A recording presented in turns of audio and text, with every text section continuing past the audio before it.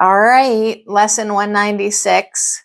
Yesterday we were walking in gratitude and all that. Today, it's a little turn of events. It can be, but myself I crucify.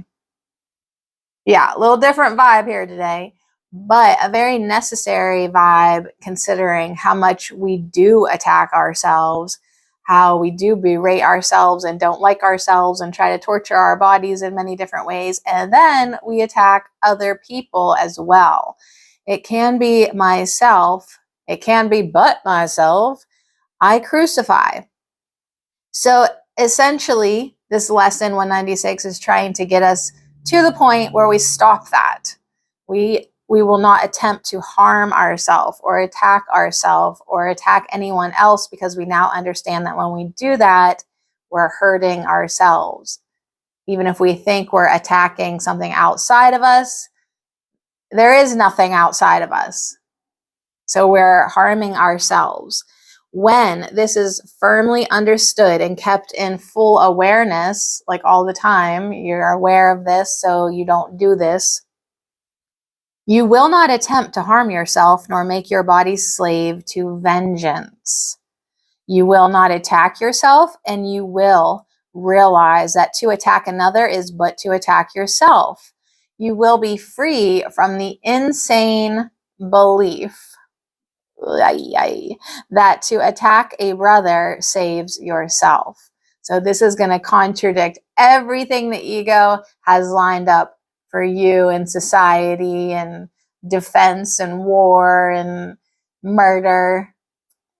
And you will understand his safety is your own, and in his healing, you are healed. So you don't want to attack a brother, you want to heal a brother. Because you don't want to attack yourself, you want to heal yourself. Perhaps at first you will not understand how mercy, limitless, and with all things held in its sure protection can be found in the idea we practice for today. It may, in fact, appear to be a sign that punishment can never be escaped, because the ego, under what it sees as threat, is quick to cite the truth to save its lies. Yet must it fail to understand the truth it uses thus. But you can learn to see these foolish applications and deny the meaning they appear to have. So essentially, you teach your mind that you are not an ego. For the ways in which the ego would distort the truth will not deceive you longer. You will not believe you are a body to be crucified, and you will see within today's idea the light of resurrection, looking past all thoughts of crucifixion and of death to thoughts of liberation and of life. So today's idea is one step we take in leading us from bondage to the state of perfect freedom. So let us take this step today. Let us recognize the many ways in which we do this and become aware of it.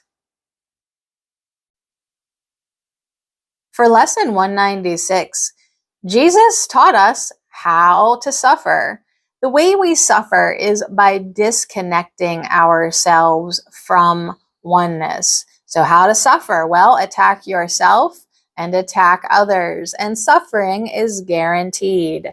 So anytime we label someone outside of ourselves as the bad guys are showing us our belief in attack, in vengeance, in murder, all of these things which reside in our minds. The murderous ego mind. That's where we're at. That's where we live, in the world of separation. So don't feel too bad about it, but just take this as an opportunity to see the hatred that you hide in your mind and do something about it. Relinquish attack from your repertoire and start to live a peaceful, loving, kind, happy life. Make this a happy, non-violent dream by relinquishing attack and removing the hatred from your mind. So how do we get attack out of our minds? How do we relinquish the ability, and almost willingness that we have in our ego minds to murder? Everybody's capable of it. How do we do this? So we're going to be led today from bondage to the state of perfect freedom. So let us take this step today that we may quickly go the way salvation shows us, taking every step in its appointed sequence as the mind relinquishes its burdens one by one. It is not time we need for this. It is but willingness. So do you want to give up your attack? Do you want to give up your anger? Do you want to give up your desire to rip somebody's face off? Do you want to give up your arrogance that puts people in their place? For what would seem to need 1,000 years can easily be done in just one instant by the grace of God. So you have to literally be like, okay, I'm really ready to stop these horrible thoughts and attacking others, which attacks myself, and attacking myself, like just when no one's even looking, right? The dreary, hopeless thought that you can make attacks on others and escape yourself has nailed you to the cross. Perhaps it seemed to be salvation, yet it merely stood for the belief the fear of God is real. And what is that but hell? Who could believe his father is his deadly enemy, separate from him and waiting to destroy his life and blot him from the universe without the fear of hell upon his heart? Whoa. Such is the form of madness you believe. If you accept the fearful thought, you can attack another and be free yourself. So anytime you think, wow, I wish that SOB would just croak so that I wouldn't have any more problems in my life, that is attack, and you cannot find freedom in that. So until this form is changed, there is no hope. Until you see this at least must be entirely impossible, how could there be escape? The fear of God is real to anyone who thinks this thought is true, and he will not perceive its foolishness or even see that it is there so that it would be possible to question it. To question it at all, its form must first be changed at least as much as will permit fear of retaliation to abate and the responsibility return to some extent to you. From there, you can at least consider if you want to go along this painful path. Until this shift has been accomplished, you cannot perceive that it is but your thoughts that bring you fear, and your deliverance depends on you. So just to pause there for a minute, I feel like some people might be like, why would I fear God? But like, if you ever fear like, oh my God, will people I love be taken away from me? Will I be punished for what I did? Like, that is very subtle fear of God. If you're like, wow, God sent a hurricane. If you think God controls the weather, that's fear of God. Like, there's a lot of different ways in which like we do have this fear. So start to recognize that fear from whatever, just fear, comes from your thoughts. You're doing this. This is only in your mind. So our next steps will be easy if you take this one today. From there, we go ahead quite rapidly. For once you understand, it is impossible that you be hurt except by your own thoughts. The fear of God must disappear. You cannot then believe that fear is caused without. And God, whom you had thought to banish, can be welcomed back within the holy mind he never left. So this is a lot of self-reflection. This is a lot of self-responsibility. So you might be wrestling with the ego mind today as you do lesson 196. It can be, but myself I crucify, and see that you yourself are doing all of this. Pathwaysoflight.org. Welcome to the reading, A Course in Miracles Workbook Lesson 196, Insights. It can be, but myself I crucify. I see today's lesson as very empowering. It is teaching me that all power is in me. There is nothing external to me that can harm me. Nothing. No exceptions. This puts me fully in charge of my experience, and it eliminates all belief in enemies. There is no external force in any form to battle against. There is nothing to defend against. All fear, all pain, all sorrow and guilt are products of my own thinking. Since they come from my thinking, I can be free of them by changing my thinking. I need no external help, but I do need to be willing to accept the help that is in my mind, ready to teach me the difference between true and false, real and unreal. My freedom does not wait on time. It waits only on my willingness to let the Holy Spirit in my mind show me the love behind all the forms of fear I have imagined. My own thoughts are the cause of all my distress. In this world, we are taught and taught again that we must protect ourselves from myriad external forms of danger. Now we are being encouraged to recognize the true source of that perceived danger, our own thoughts. No longer need we be helpless victims. Our power is recognized once again as we accept it is our own thoughts that are the cause, and we have the power to change our thoughts. This is perhaps the most difficult part of changing our mind. We have so thoroughly taught ourselves that our thoughts are powerless, that we need help and recognize the falsity of this teaching. By the grace of God, we have that help. It is the Holy Spirit in our minds. He needs only our willingness to open to his teaching for him to bring us the gift of new perception, which shows us our strength, our innocence, and our safety. With his vision, we see that only love is real, that God is our friend and our Father. Now we can walk with confidence and peace, knowing God goes with us wherever we go.